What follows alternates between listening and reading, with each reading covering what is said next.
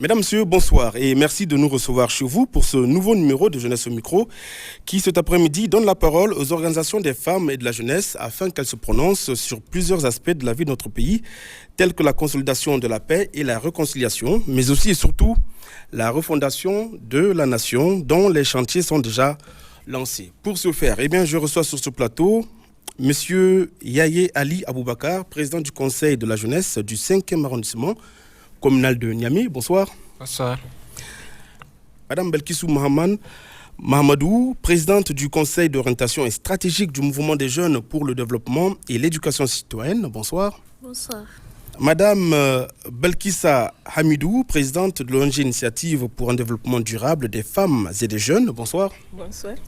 Et enfin, monsieur Issa Garba, coordonnateur national de l'ONG Cercle de réflexion pour la démocratie. Bonsoir. Bonsoir. Merci à tous d'avoir accepté notre invitation. Et dans le public, les membres des structures et associations de jeunes, telles que les Scouts du Niger,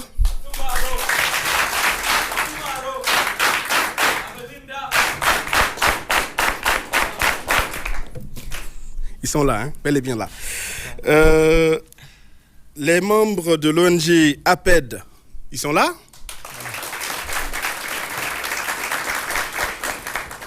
Les membres de l'ONG Cercle d'Ève, les membres du MOGEDEC, les membres de SOSFEV, ceux du CRD. Mais là, c'est tout le monde qui applaudit, là. Tout le monde est CRD. Et enfin, ceux du CNJ Niamey. Est-ce que nous pouvons tous ensemble applaudir, s'il vous plaît?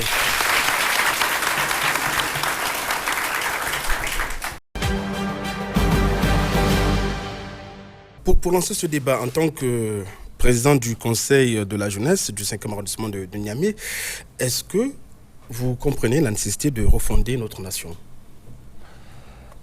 Merci beaucoup pour la parole donnée. Effectivement, aujourd'hui, au-delà de moi-même, ma personne, les jeunes comprennent aujourd'hui la nécessité de cette refondation dont nous parlons depuis les événements du 26 juillet. Et cette refondation, nous commençons déjà avec l'aspect sécuritaire dont notre pays a manqué depuis quelques années déjà. Donc aujourd'hui, les jeunes comprennent cette nécessité de refonder d'abord à travers le blocage de la manipulation. Parce que depuis quelques années, les jeunes ont été l'objet de beaucoup de manipulations qui les montrent les uns contre les autres. Donc aujourd'hui, on remarque vraiment cette prise de conscience chez les jeunes. Je prends juste l'exemple de l'article 12 qui a fait polémique il y a quelques semaines de cela, où beaucoup de personnes de mauvaise foi ont voulu monter les uns contre les autres à travers des discours haineux. Et grâce à la vigilance des jeunes aujourd'hui, nous avons su vraiment trouver des solutions par rapport à cette question-là. Et je pense que c'est quelque chose qui est en train d'aller au-delà même de la région de Niamey, parce que la grande base de la jeunesse se trouve dans la campagne. Et cette campagne qu'on veut vraiment soulever pour créer de l'insécurité davantage. Je pense qu'aujourd'hui, cette jeunesse aussi, on parle à cette jeunesse et cette jeunesse est en train de comprendre. Donc, par rapport à cette refondation, notamment l'aspect sécuritaire, c'est aussi du côté de la sécurité routière, notamment le civisme. Parce que, comme vous le savez également, depuis plusieurs années, il y a l'incivisme qui s'y est. Donc, aujourd'hui, quand même, dans ce cadre-là, il y a beaucoup d'avancées qui sont faites par rapport à l'incivisme. Donc, très bien. Alors, oui, vous aurez l'occasion de vous appesantir tout au long de cette émission. Alors, Madame Belkissou, vous êtes présidente du Conseil d'orientation et stratégique du mouvement des jeunes pour le développement et l'éducation citoyenne. Alors, en tant que femme, je vous repose la même question. Est-ce qu'il y a lieu véritablement de reconstruire notre pays? Merci de m'avoir donné la parole. La refondation est cruciale dans notre pays pour asseoir une véritable paix durable. mais quand même, elle commence par un changement de mentalité. Il va falloir que nous changions notre mentalité, puisque tout ce qui tourne autour de nous, c'est ce comportement-là qui est en train de se voir partout, que ce soit au niveau des femmes, au niveau des jeunes. Il va falloir avoir ce changement de mentalité. Par rapport à la refondation, comme le disait tout à l'heure mon prédécesseur, nous sommes une jeunesse. Il y a des femmes qui sont manipulées, qui sont là, qui nécessitent d'être sensibilisées par rapport à la démarche de notre pays. Les femmes sont marginalisées.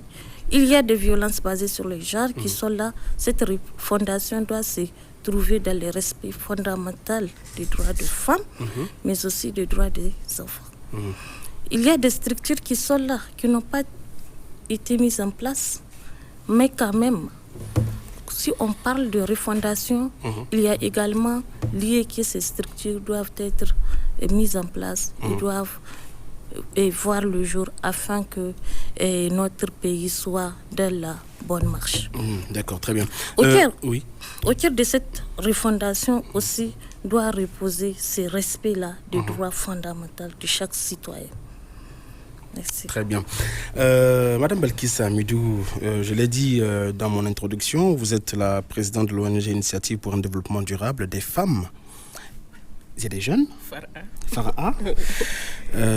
Comment est-ce que vous concevez, vous percevez ce contexte de refondation? Et merci pour l'opportunité que vous nous donnez pour nous exprimer sur un sujet vraiment d'importance capitale comme les questions de paix, de consolidation, de cohésion sociale et autres. Au Niger, si on regarde, et avant de répondre à votre question, les femmes et les jeunes représentent plus de 50% et respectivement 16% de la population.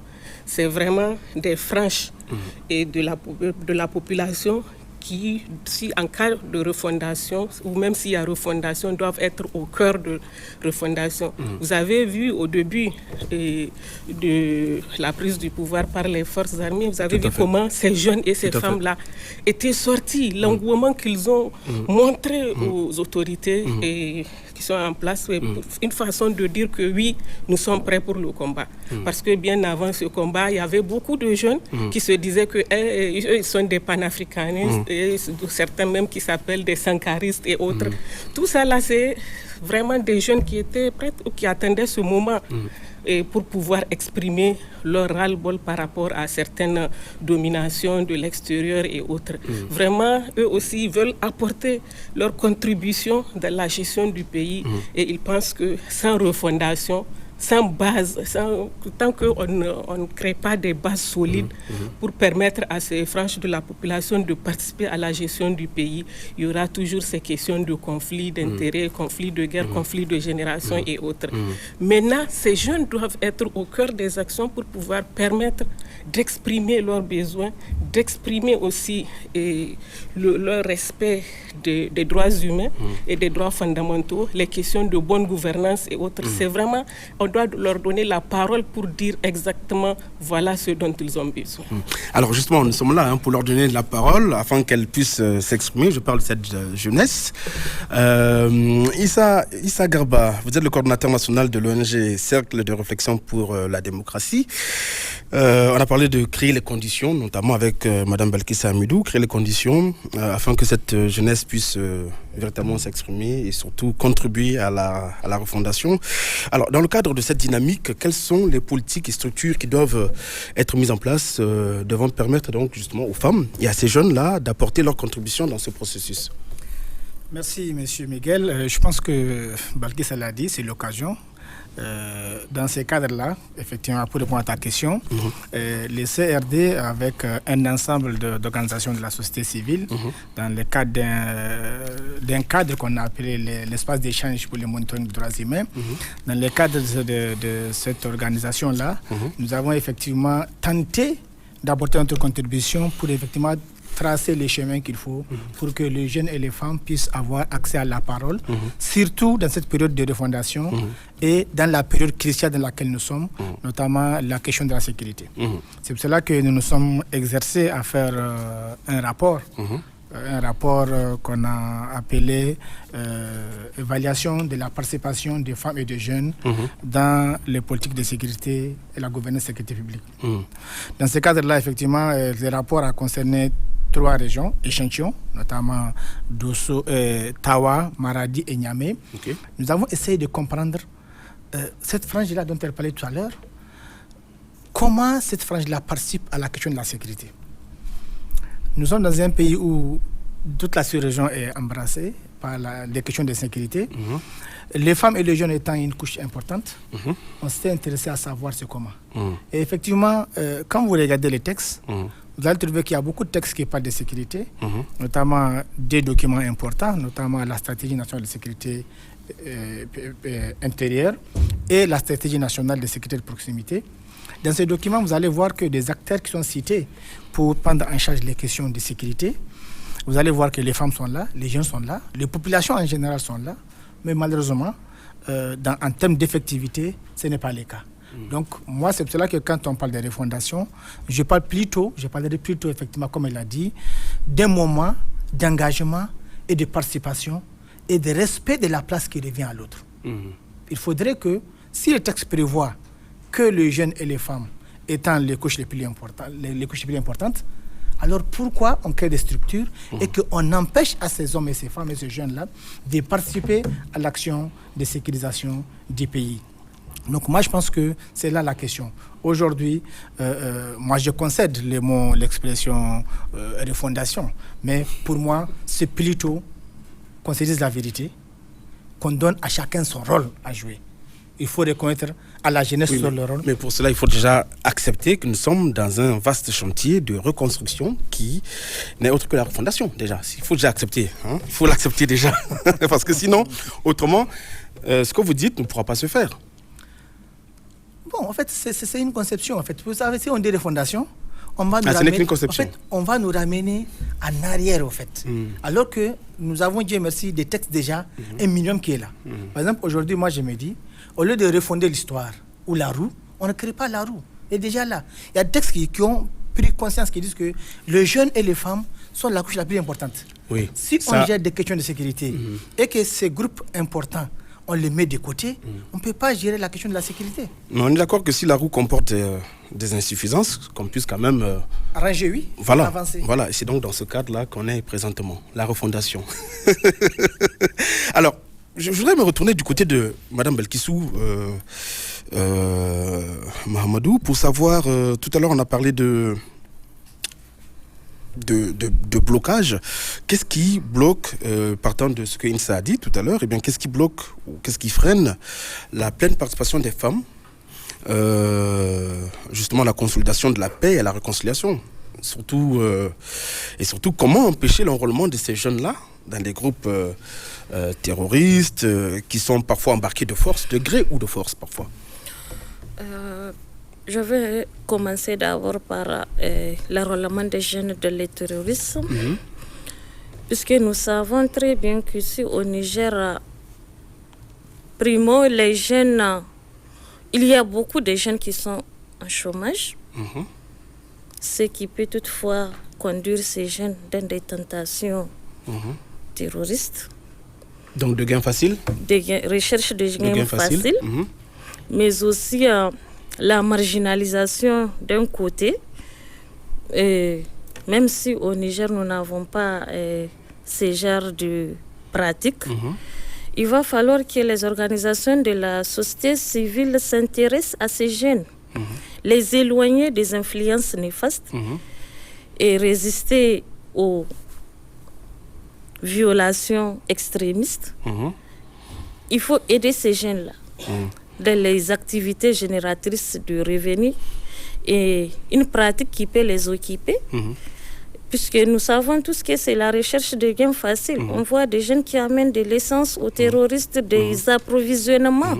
Si ces jeunes-là sont occupés, ils ont leurs activités, je ne vois pas la raison qui va les pousser. Voilà, aller dans le groupe terroriste. Mais il faut accentuer sur la sensibilisation.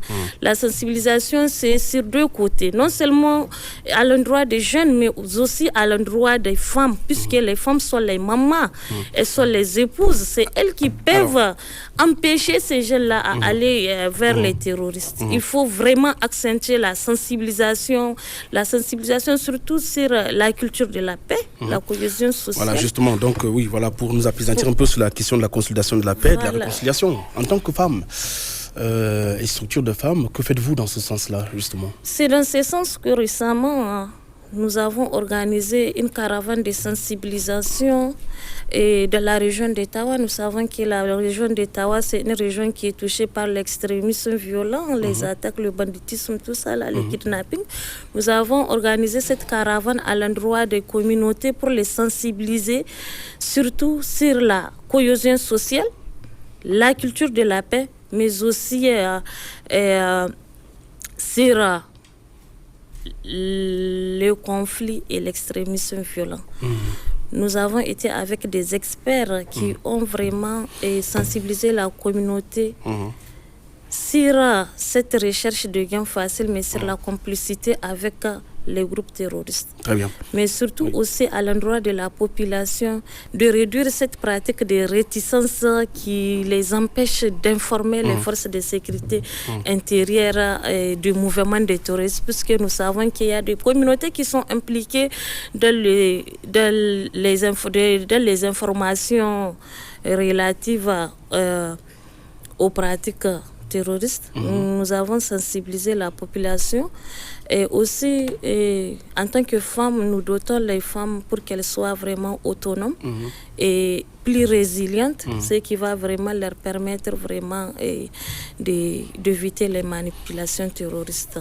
Bien, merci. Oui, je vous coupe pas la parole, mais bon, le temps passe très vite. Nous allons bien sûr revenir à vous dans un instant. Le temps pour moi de me tourner du côté de Belkissa. Alors Belkissa, de votre côté, qu'avez-vous fait? Que faites-vous pour justement consolider, œuvrer à la consolidation de la paix, à la réconciliation? Nous sommes vraiment une ONG c'est une ONG que nous avons créée récemment, mais quand même nous avons commencé quelques actions au niveau de la région d'Ottawa et Niamey. Vraiment, c'est de mettre l'accent sur la sensibilisation au niveau des médias, et aussi créer des cadres d'échange entre les jeunes et les femmes aussi, pour dire ce qu'ils pensent aussi de cette question de refondation ou de question de paix et de sécurité. Parce que tant qu'on ne sensibilise pas ces gens-là, vraiment, on peut les enrôler facilement. À Difa, vous avez vu, lorsque Boko Haram avait commencé, comment on a pu enrôler ces femmes, des femmes et des jeunes, sur vraiment des questions de prêche, à travers des prêches qui sont organisées là-bas, où on leur fait miroiter des motos, de l'argent et autres. On leur montre un village virtuel qui a été créé, où on leur dit qu'il y a de l'or là-bas, et quand ils vont intégrer Boko Haram, c'est vraiment de l'or qui sera à leur disponibilité. Il y aura des maisons qui seront construites et autres, alors que la réalité était tout autre. Vraiment, c'est de mettre l'accent sur la sensibilisation. Et cette sensibilisation doit se faire dans les langues nationales pour toucher le maximum de population, à mon avis. C'est aussi de créer...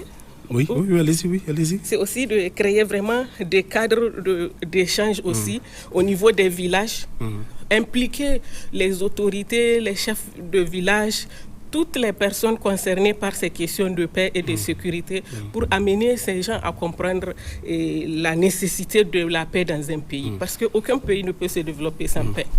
Tout à fait, effectivement. Alors, vous avez toutes les deux mené donc des forats au niveau des jeunes, que ce soit des jeunes, mais également des femmes. Est-ce qu'ils ont été réceptifs? Est-ce que ces jeunes-là et ces femmes-là ont été réceptifs par rapport à vos messages de sensibilisation? Voilà. Quelle a été leur réaction?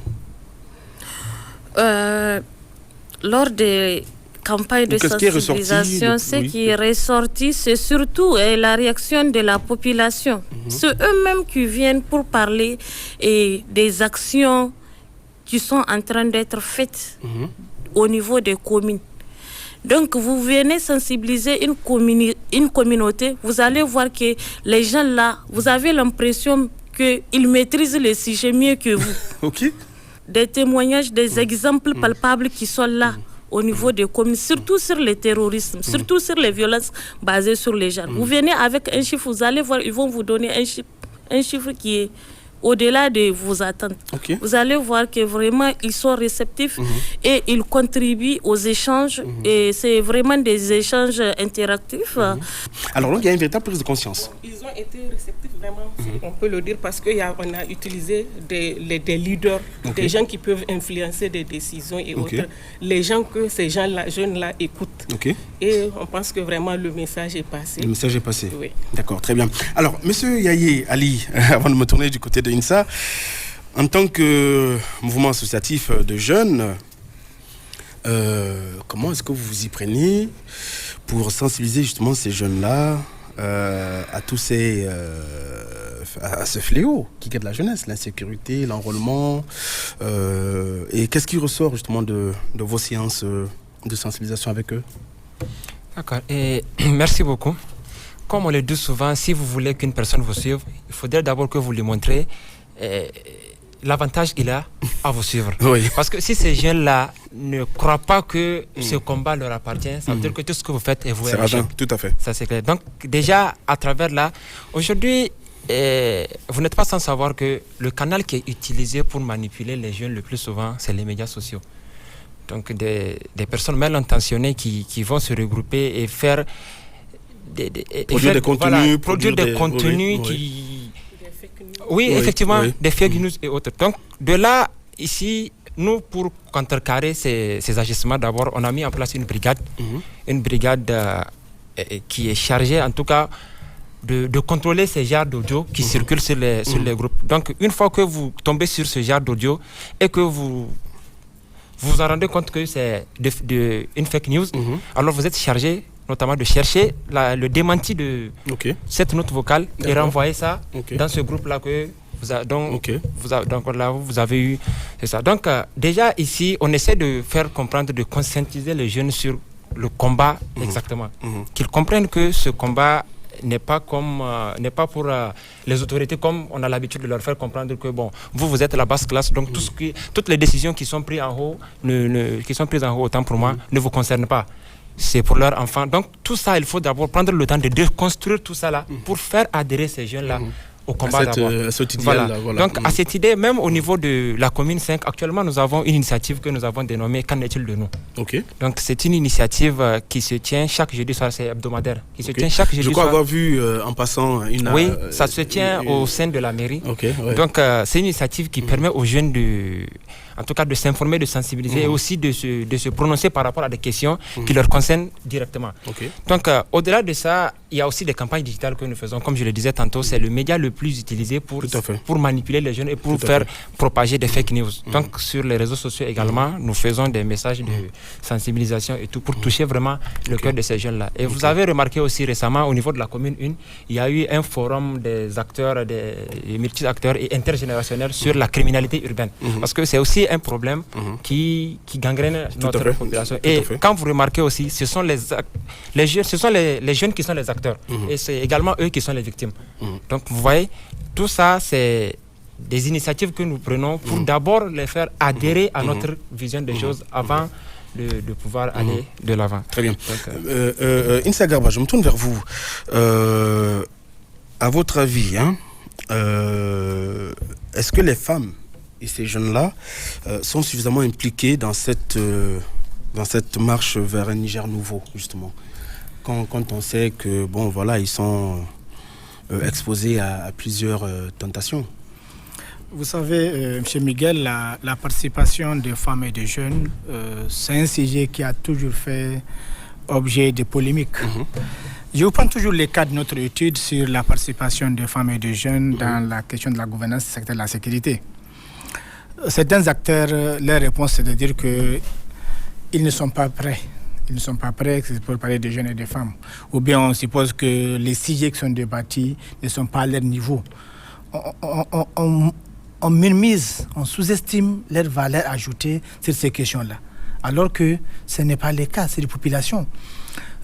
Il y a un adage qui dit que ce qui est fait sans moi, pour moi sans moi, n'est pas fait pour moi.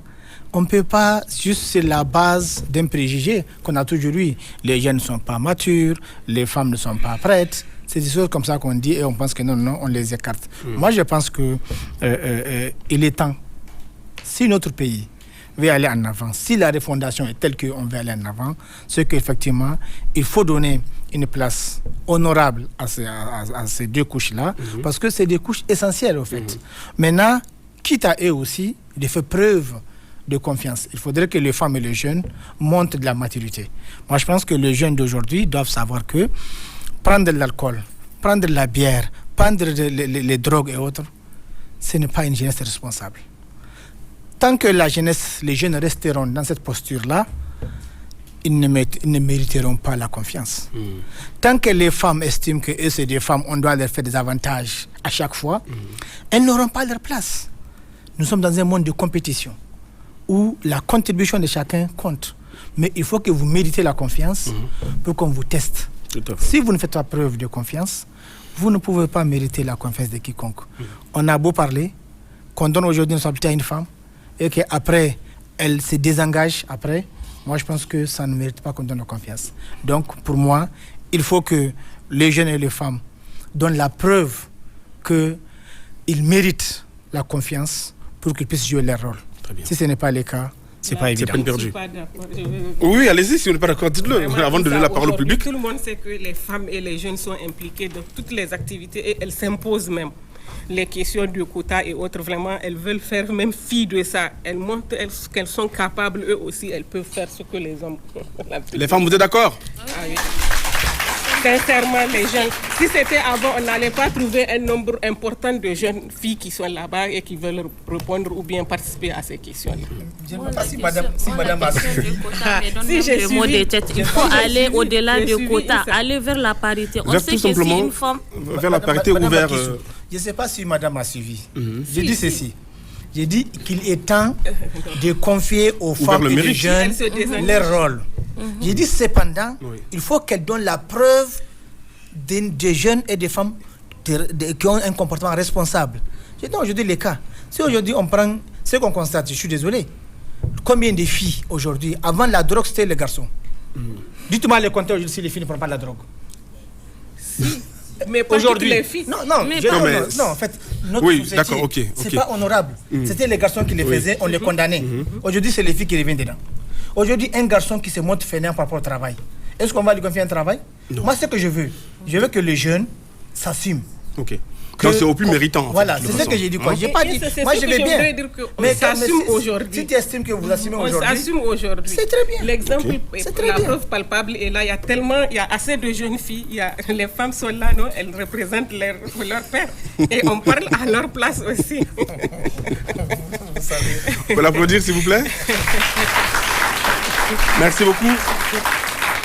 Bien, la parole est au public. On va marquer un petit instant pour donner la parole au public. Le micro est là. Qui c'est qui souhaite prendre la parole pour soit des questions ou contributions? Bonsoir tout le monde. Mes chaleureuses salutations à toutes et à tous. Boubacar Hussein Ibrahim, je suis président de la commission sociale du Conseil communal de la jeunesse du 5e arrondissement. Okay. Merci pour vos interventions, les unes aussi pertinentes que les autres, bien sûr. Et je vais essayer de faire un petit raisonnement, poser une petite équation. Donc, je vais demander l'attention du public et de vous qui êtes vraiment aussi les présentateurs. Moi, je pense que on a parlé, on est au Niger, ok? On a toujours condamné, le changement de mentalité. Ça, c'est de tous les temps. C'est depuis longtemps. On a aussi toujours parlé de sensibilisation. On fait des sensibilisations, on parle de changement de comportement, mais tout ça, finalement, ça arrive à quoi? On est toujours là. Je ne suis pas contre les sensibilisations, je ne suis pas contre le fait qu'on puisse changer les mentalités. Dans le jargon médical, on dit qu'une maladie ne peut aucunement pas se traiter sans pour autant s'attaquer à l'étiologie, à travers un traitement symptomatique. Jacques, à titre d'exemple, le paracétamol ne guérit pas le palu, on est tous d'accord. Aujourd'hui, ce que je vais dire, il faut attaquer le problème à la racine, à la source. Merci. Et maintenant, qu'est-ce qu'il faut faire? On est en train de parler, ça nous désole tous. On est tous Nigériens. La situation sécuritaire du pays, elle est nôtre. OK? Maintenant, pour essayer d'apporter une solution idoine, assez conséquente, je vais dire, pour barricader cette sécurité, moi, je pense qu'il faut attaquer la source. Et c'est quoi la source? Selon moi. OK? Selon moi, c'est quoi? Vous avez parlé de paix. Je trouve que la paix, c'est un phénomène, OK, et complexe qui se trouve, selon toujours moi, à la croisée d'une dynamique sociale, économique et géopolitique. Ça veut dire quoi? Si on est là, il y a un problème de sécurité, il faut chercher la cause. La cause, c'est quoi? Vous avez parlé à cause de quelques miettes, des jeunes qui désolé de le dire, qui se prostituent pour des miettes. OK? Aujourd'hui, donc, ça sonne clairement qu'il s'agit d'un problème économique. Ça, c'est la première des choses. Maintenant, il faut s'attaquer à l'économie, tout simplement. Après, le problème... L'économie, c'est quoi? Donc, donner du travail aux jeunes? On va y revenir. L'entrepreneuriat, la formation. Je suis d'accord. Aujourd'hui, j'aime pas trop le mot en voie de développement. OK? Nous sommes un pays qui veut maintenant sortir la tête de l'eau. Si le problème de la sécurité est nôtre, si le problème de l'éducation est nôtre, c'est d'une manière holistique et globale. Donc, il faut qu'on ait aussi une vision holistique et globale des choses. Aujourd'hui, quelqu'un qui a faim ne peut pas étudier. Quelqu'un qui a faim ne peut pas travailler. On est d'accord. Quelqu'un qui n'est pas dans de bonnes conditions socio-économiques ne peut pas espérer voyager pour découvrir la Lune. Je suis désolé. Donc, il faut vraiment qu'on règle ce problème de l'alimentation, pour parler de l'autosuffisance alimentaire. Après, les jeunes, il faut qu'ils soient impliqués maintenant à travers ce même processus d'autosuffisance alimentaire. On a des agronomes, on a des gens qui font IPD écolo. Pourquoi ne pas utiliser toute cette jeunesse, tout cet arsenal qu'on a, un levier de développement qui est là? Il faut qu'on l'exploite, il faut qu'on l'utilise. Moi, je pense que les jeunes, aujourd'hui, sans modestie aucune, vous avez parlé de maturité. Aujourd'hui, les jeunes sont matures. Les jeunes d'aujourd'hui, quand je dis les jeunes, OK, ils sont matures, ils savent ce qu'ils veulent. Hein. Aujourd'hui, comme on dit, la compétence et le mérite. On n'a qu'à mettre en avant la compétence et le mérite. Maintenant, pour le problème de la sécurité, c'est vraiment un problème qui est économique, tout simplement. OK, mais est-ce que l'État à lui seul peut résorber tous ces problèmes? Je pense qu'il y va de la contribution de tous. Moi, je pense vous êtes là également pour, entre autres, apporter votre contribution à cette réflexion-là. Et merci, c'est ce qu'on essaie en train de faire. L'État, loin de la conception caduque, obsolète qu'on avait, l'État, mais c'est nous tous, on est d'accord. Mais il y en a les autorités qui sont là pour diriger. Merci pour cette première intervention. Merci. Je crois qu'il y a un doigt quelque part là, ou bien c'est bon? Il a déjà évoqué, d'accord, très bien, il a pris en compte vos préoccupations. Là, juste là, faites descendre le micro complètement en bas, s'il vous plaît. Complètement, et c'est bien d'entendre une voix féminine, la voix des femmes, justement. Alors, bonsoir madame. Alors, bonsoir. Merci quand même. Plus fort, hein, pour que... Alors, bonsoir. Et merci, malgré qu'on n'a pas évoqué la structure dont j'ai représenté aussi, la CNJFL. C'est vraiment pertinent d'entendre le mot civisme qui a vraiment intégré votre intervention. Surtout l'intervention du président de la jeunesse, Commis 5. J'ai beaucoup aimé cela. Mais retenons bien que le civisme maintenant est devenu un fléau social qui, au Niger, au lieu de... L'incivisme ou le civisme? Le civisme. Le civisme. Oui, c'est devenu un fléau social.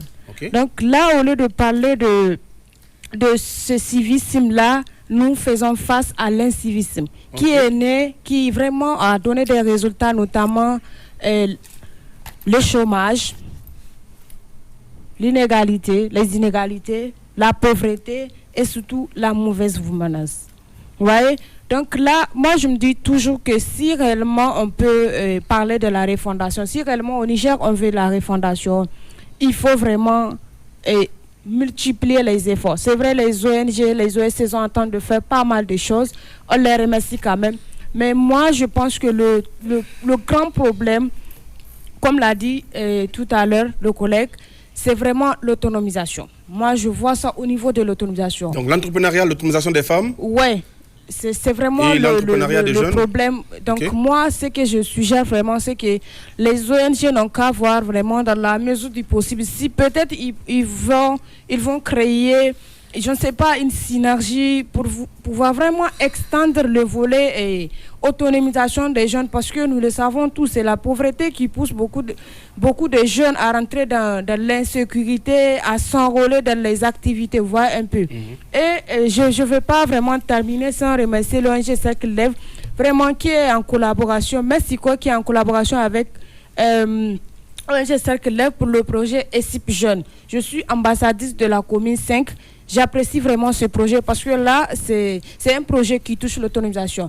Et en Niamey 2000, nous faisons face à l'insécurité parce que d'après ce qu'on a compris, c'est que les jeunes n'ont pas assez de travail.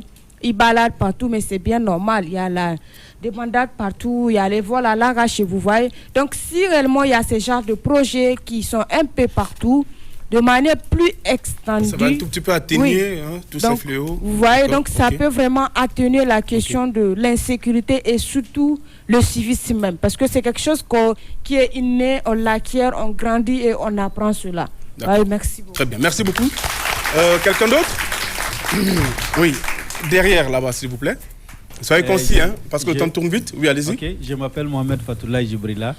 Je suis le trésorier du conseil de la jeunesse du 5e arrondissement. Donc pour moi, c'est une contribution. En fait, on parle de la sécurité. On doit toujours évoquer cette question-là, surtout quand il s'agit de commune 5. Parce qu'à un certain moment, vous avez constaté que sur les réseaux sociaux, il y a même ceux qui évoquent des quartiers, soit disant qu'il y a des terroristes à Sagia, à Bougoum, quelque chose comme ça. Et jusqu'à ils ont fait fuir des gens, des Maoris et des Mogobiri qui ne supportent pas rester dans... pour qu'ils puissent traverser le fleuve, quoi. Donc, en fait, c'est pour vous donner une information par rapport à ça. À la commune 5, il y a un cadre qui a été créé en 2018, qui est nommé cadre de dialogue pour... c'est un cadre de... C'est un cadre de dialogue sur la justice et la sécurité. Donc, en abrégé, on appelle ça CCJSD. En fait, cet cadre-là a eu à créer des bureaux ou bien de représentation dans tous les villages de la commune 5, qui est d'ailleurs 19 villages et quartiers. Donc, dans ces quartiers-là, il y a ces bureaux-là qui sont fonctionnels, qui donnent des informations, je peux dire en temps réel, que ce soit nuit, jour et... Donc, c'est les chefs des villages qui sont les présidents. C'est eux qui remontent les informations vers les autorités ou bien vers le cadre qui est communal. Parce qu'il y a un bureau communal qui a été mis, qui est aussi en contact avec le FDS. Donc, il y a des commissariats à Harubanda, ils sont en contact. D'ailleurs, ils sont même membres du cadre. Donc, en fait, ça, je le dis pourquoi? Parce que nous, en fait, depuis 2018 à ce jour, on a eu une amélioration en fait des fake news dans les gens. Sans vous couper la parole, c'est une expérience qu'il faille peut-être multiplier dans les autres quartiers. Oui, d'ailleurs, je vais venir sur ça. Ça doit faire école, parce que, oui, en 2023, après toutes ces choses, toutes les actions que nous, on a eu à faire dans ces cadres-là, on a eu un partenaire qui a d'ailleurs pris le même système, il a implanté ça à Filingué, le département de Filingué. Et d'ailleurs, à l'heure où on parle, je pense que le système est en train de fonctionner. Et d'habitude, on avait aussi proposé à l'État, à l'époque, en 2023, je crois, on avait préparé un document pour demander au ministère de l'Intérieur en fait, de planter tous ces systèmes-là dans tous les quartiers et villages du Niger. Très bien. Donc je pense que s'ils nous écoutent maintenant, ils peuvent aller vérifier les documents. Rassurez-vous, ils nous écoutent. Voilà, ils regardent cette émission. Le chef de l'État lui-même regarde cette émission. Merci beaucoup. Merci beaucoup. Et tous les décideurs regardent cette émission et prennent en compte les préoccupations de la jeunesse. Alors, il y avait, je crois, un autre doigt. Oui, vous souhaitez, allez-y. Allez-y. Et je voudrais qu'on revienne peut-être quelque part là, de ce côté, s'il y a des gens qui souhaitent s'exprimer. Allez-y, oui. Donc, bonsoir à toutes et à tous. Moi, c'est Moussiaro Abdelmajid. Je suis le vice-président donc, de la commission environnement, notamment du 5e arrondissement, du conseil communal du 5e arrondissement donc, de Niamey. En ce qui concerne moi, mon intervention, c'est juste une appréciation. Donc, je commencerai mes propos pour remercier donc, nos nos 4 invités sur leurs différentes allocutions qui ont été vraiment très très pertinentes, notamment à travers le président qui a su évoquer donc la question sécuritaire, puisque aujourd'hui, parmi tous les autres intervenants, c'est-à-dire du public, ils se sont prononcés presque la majorité sur la paix, la cohésion sociale, mais il y avait la notion clé qui nous avait tous réunis ici, qu'ils ont tous esquivé, notamment la refondation. Presque tous les intervenants du public l'ont esquivé. Maintenant, la refondation, j'avais vraiment aimé la question sécuritaire, la question de changement de mentalité dont avait évoqué donc la présidente du conseil d'administration de Mojedec, notamment Mme Balkissou. Également l'intervention de M. Issa sur la question naturelle qui constitue les droits de l'homme. Je les avais tous aimés. Mais ce qu'il faut se dire aujourd'hui, la question de la refondation dépasse cet entendement-là, notamment sécuritaire. Bien que l'aspect sécuritaire constitue le noyau ou bien le point de départ de cette refondation, ça dépasse cela. Sans l'aspect sécuritaire, je suis d'accord qu'il n'y aura pas de tranquillité, il n'y aura ni de culture saisonnière. On ne serait même pas là en train de faire cette émission, on est d'accord? Oui, voilà. On est d'accord sur cela. Donc, moi, mon appréciation part au-delà. Donc, ça attrape l'aspect géopolitique. Donc, l'aspect géopolitique, tant du point de vue national que international. Du point de vue international, j'avais beaucoup aimé. Donc, la refondation était partie, si moi je peux le dire, en faisant une appréciation purement juridique de la rupture des relations diplomatiques avec toutes les autres corps armées étrangères, notamment françaises, américaines, et pourquoi pas les autres. Donc il faut l'envisager aussi pour essayer d'inclure notamment une politique armée sécuritaire purement nationale ou bien purement nigérienne, si je peux le dire. Maintenant, en ce qui concerne la politique nationale, ça constitue l'aspect d'inclusion de la jeunesse. Cette fois-ci, je vais revenir donc à, comment on appelle ça, à Mme Balkissa, donc la dame sur votre gauche, M. Miguel. Donc elle avait évoqué, ou bien sinon, elle avait admis que les jeunes et les femmes sont inclus dans l'aspect de la refondation, notamment du point de vue de leur engagement. Mais moi, je me dis, l'engagement des jeunes, l'engagement seul ne suffit pas pour parler ou bien pour dire, jusqu'à insinuer que les jeunes sont inclus dans la refondation. Certes, je l'admets, ça part. Le point de départ, c'est cela. Mais je reviens à l'appréciation de M. Issa qui dit que, au fait, les jeunes, lorsque la majorité sont dépravés, lorsque la majorité de ces jeunes-là ne sont pas consultés lors des prises de décision, aujourd'hui, on ne peut pas parler de leur participation dans l'inclusion de la refondation. Ça, c'est quelque chose qu'il faut bien accepter, si je peux le dire. Merci beaucoup. Donc, je terminerai mes propos en faisant, ou bien par une petite question, si je peux le dire, ou bien une petite demande. Donc, qui va s'adresser à M. Issa et à Mme Balkissa. J'aimerais assez qu'ils reviennent sur leur petite divergence d'opinion qu'ils avaient eu au moment de leur allocution. J'aimerais qu'ils nous édifient plus. Qu'est-ce que eux, ils en pensent de l'inclusion de la jeunesse dans le cadre de la refondation? Merci beaucoup. Très bien. La question a bien été notée. Alors, je voudrais de ce côté, passer la parole de ce côté, s'il vous plaît, rapidement. S'il vous plaît. Bonsoir à tout le monde. Moi, je me présente au nom de Ablaye Alfari Ali. Je suis membre de l'ONG APED. Et donc, mon intervention, c'est juste une contribution, par exemple. Donc, c'est juste pour aller dans le sens dont M. Insa disait que la jeunesse doit être capable. Et dans ce sens-là, nous, notre organisation, c'est pourquoi à chaque fois, on prévoit des formations dans l'entrepreneuriat des jeunes, afin que ces jeunes-là puissent avoir ces capacités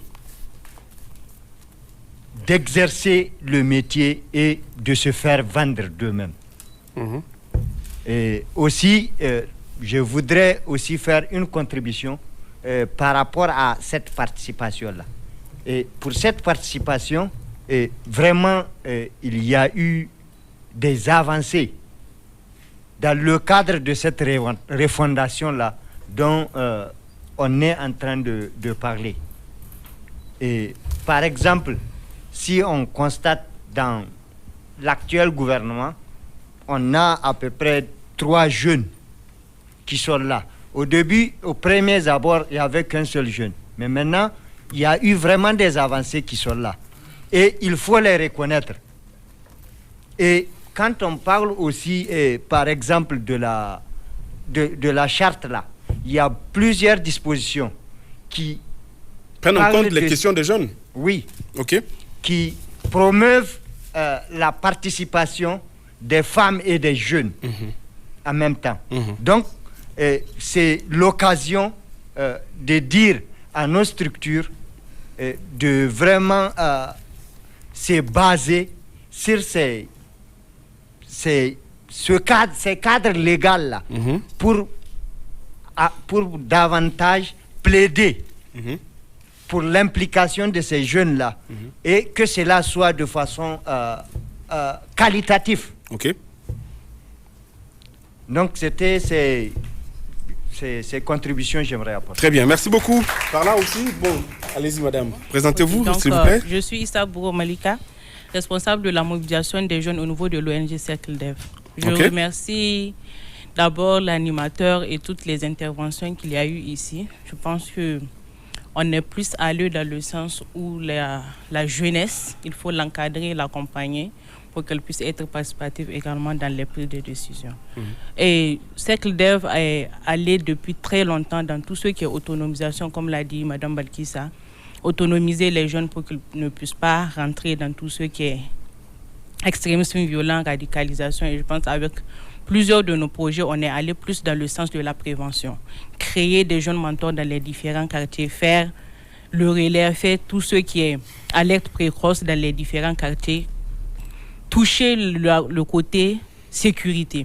Mais récemment, on est allé dans le sens où nous allons, pourquoi ne pas créer une collaboration civilo-militaire pour toucher la question sécuritaire en fond et comble. Donc, nous avons réuni plusieurs jeunes pour que ces jeunes-là puissent aller à l'école de la police, travailler avec la police, voir comment ils font. Une sorte d'immersion des jeunes pour qu'ils puissent casser le mythe de ils sont contre nous, nous sommes contre eux. Et voilà, c'est vraiment pour créer une sorte de collaboration et que ces jeunes-là puissent participer pleinement à la sécurité du territoire. Et on parle toujours de sécurité, on parle de Tillabéri, Tawa, Difa, mais on oublie que la sécurité, en fait, elle n'est pas seulement circonscrite quand il y a terrorisme. Il y a également l'insécurité à Niamey et ça serait ça. Quand on sort aujourd'hui, tu vas sortir ici, tout juste là, devant la télé, avec ton sac, quelqu'un va venir avec une arme t'agresser. Ça, c'est l'insécurité. Donc, je pense que toujours on parle de zones d'insécurité, Tawa, Difa, Tillabéri. Il faut qu'on soit national et qu'on dise, voilà, l'insécurité, elle est nationale et il faut qu'on touche le noyau. Voilà ce que je voulais un peu ajouter. Merci beaucoup, madame. Merci. Allez-y, rapidement. Bonsoir. Bonsoir. Je me présente au nom de Moufaza Toussido. Je suis commissaire régional à la promotion du genre et du scoutisme féminin. Donc, moi, ce que j'aimerais ajouter, c'est par rapport à l'utilisation des réseaux sociaux par les jeunes. C'est vrai, maintenant, c'est devenu un fléau. Presque tous les jeunes utilisent les réseaux sociaux, mais parfois, pas de la bonne manière. Oui. Pas de la bonne manière parce que, je ne sais pas, certaines peut-être ne savent pas comment l'utiliser ou bien d'autres le font juste par plaisir. Parlez dans le micro, s'il vous plaît. Juste, voilà. Donc, d'autres le font juste par plaisir et d'autres parce qu'ils ne savent pas comment l'utiliser. Par exemple, il y a les gens qui, dès qu'ils reçoivent des messages, ils les envoient automatiquement. Automatiquement, voilà. Oui, okay. sans pour autant savoir l'impact que ça peut faire. Ou bien, par exemple, surtout qu'il faut mettre l'accent sur la sensibilisation sur l'utilisation des médias. Je pense qu'en ce moment, il y a une campagne qui est par exemple, comment faire pour éviter la propagation de n'importe quelle information. Des fausses informations. Oui, des fausses informations, voilà. Donc, c'est un peu ce que j'aimerais ajouter.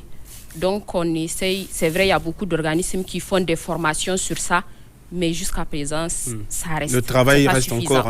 C'est pas suffisant. D'accord, c'est pas suffisant, beaucoup reste à faire. Voilà, donc c'est un peu sur ça. Il faut surtout intensifier, n'est-ce pas, la sensibilisation. Merci beaucoup pour l'intervention. Là, je termine avec la dernière intervention dans le public et ensuite, rapidement, on revient sur la table de séance. Je m'appelle Ousmane Chebou Sedou. Je suis responsable suivi, évaluation, redevabilité, apprentissage de l'ONG Mojedec. Et donc, pour toujours m'appesantir sur cette thématique, la participation des femmes et des jeunes dans la gestion de la gouvernance du secteur de sécurité. Et je me suis dit qu'il y a l'engagement, de par mon expérience sur le terrain, ce que j'ai constaté. Il y a toujours des femmes et des jeunes qui décident d'accompagner les autorités dans le cadre de la gestion de toute problématique qui engage la sécurité de leur communauté. Il faut qu'on crée un environnement favorable à ce que ces jeunes-là et ces femmes exercent convenablement. Je parle des différentes planifications qui doivent être faites. Il faut que ces planifications-là s'inspirent de cette participation des jeunes et des femmes. Les planifications locales, je parle des nouveaux plans de développement communaux qui vont être élaborés. Il faut qu'on s'inspire de cela et on examine les difficultés que les jeunes et les femmes rencontrent, qui font en sorte qu'ils embrassent tous les groupes extrémistes, qu'on inclut cette problématique dans la planification locale. Un autre aspect, sur le plan institutionnel, il y a toujours des cadres qui discutent de la question de la chose sécuritaire.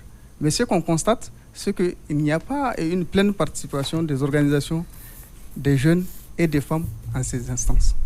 Nous plaidons à ce que vraiment des jeunes et des femmes, ne serait-ce que les leaders... Puisqu'on parle de leur préoccupation, qu'ils soient d'abord les premiers concernés. Les premiers concernés, oui. Et qu'ils puissent intégrer, même si c'est à titre de conseiller, qu'ils conseillent. Voilà nous ce que nous pensons de cette problématique.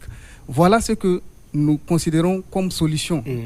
C'est ça seulement qui va nous permettre vraiment de répondre à cette question de l'insécurité. Je vous remercie. Merci beaucoup.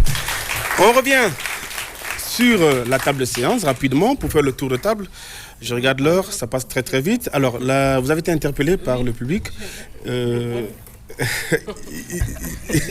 Issa. Bon, il a parlé de divergence entre moi et l'autre. Et aussi, j'ai parlé de l'inclusion des jeunes. J'ai parlé des pourcentages. D'abord, j'ai dit nous représentons respectivement 50 et 76% de la population.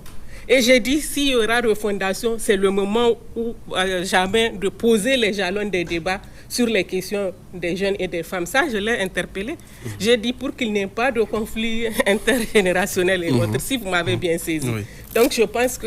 Et je peux dire que les jeunes sont impliqués. Aujourd'hui, quand vous voyez, c'est l'ex-président du Conseil de la jeunesse qui a été nommé ministre de la jeunesse.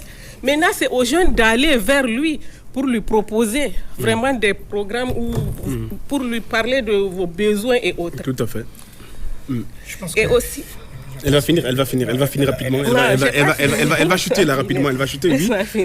Et je suis parfaitement d'accord avec lui qui avait dit qu'on devrait poser le diagnostic et voir où se trouve le nœud du problème. Vraiment, c'est important. Si on doit faire refondation, c'est le moment où à jamais quand même de poser les jalons d'un débat, voir quels sont les réels problèmes et comment les solutionner. Très Merci. Bien, merci. Issa, rapidement. Oui, en fait, pour cette question, en matière de réponse, moi, je pense qu'il faut qu'on se comprenne. Avant sa nomination, le ministre de la Jeunesse et des Sports, nous avons vu une rencontre, je pense, 2 jours avant sa nomination. On discutait ces questions-là. Par chance, il est nommé ministre. S'il vous plaît, dans le micro. Mais je vous avoue, détrompez-vous, en fait.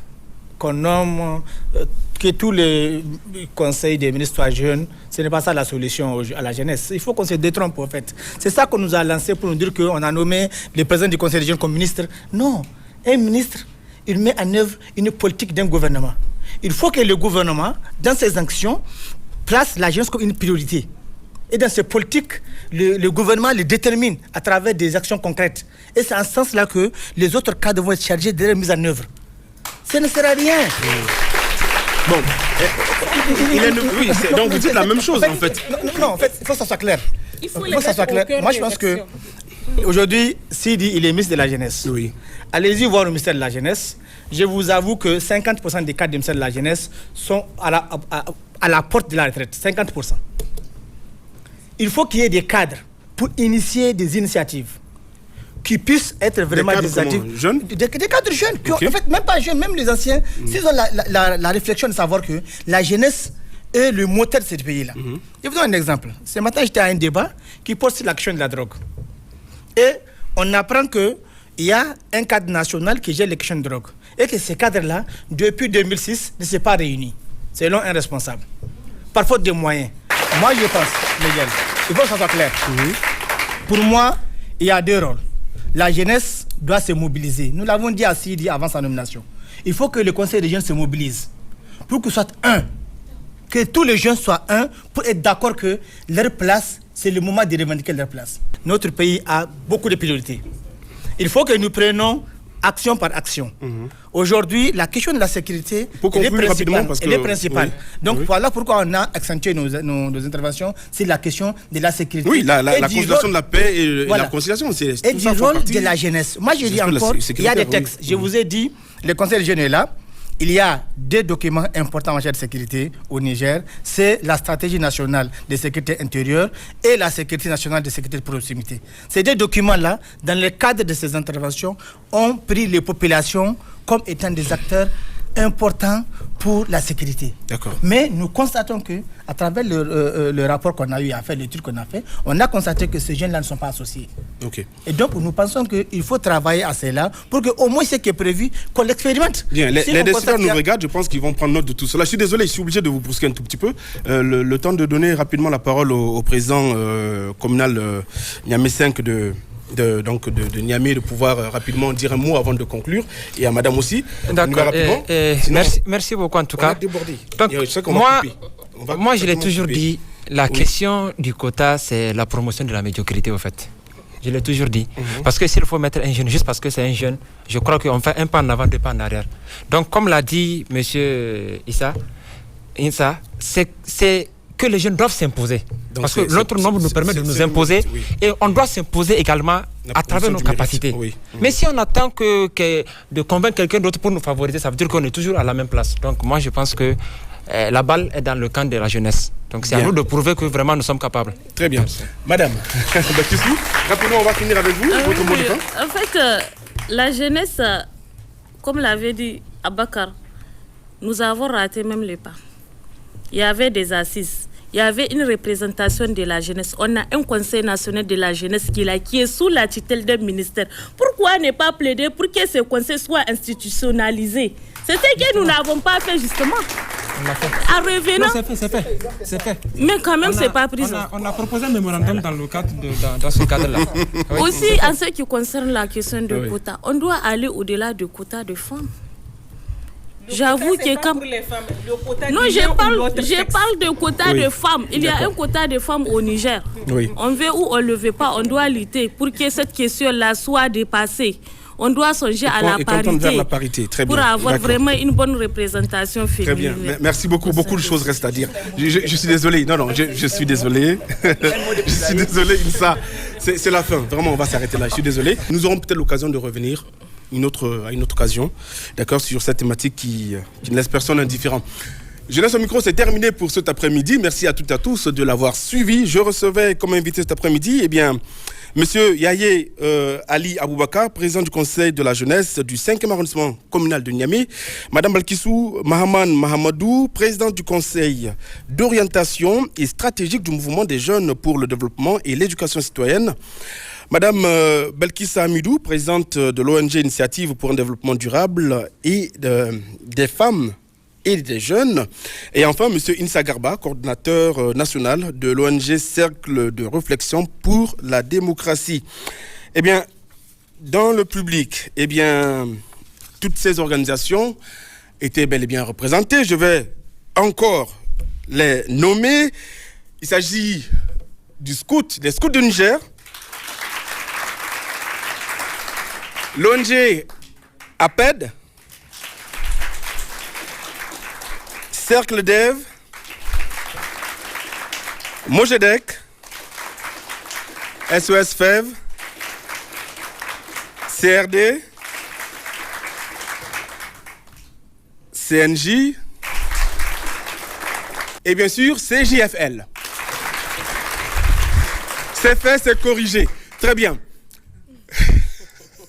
Le rendez-vous est pris pour la semaine prochaine. D'ici là, je vous dis de rester fidèles au programme de la télévision très engagé. Allez, au revoir, à bientôt.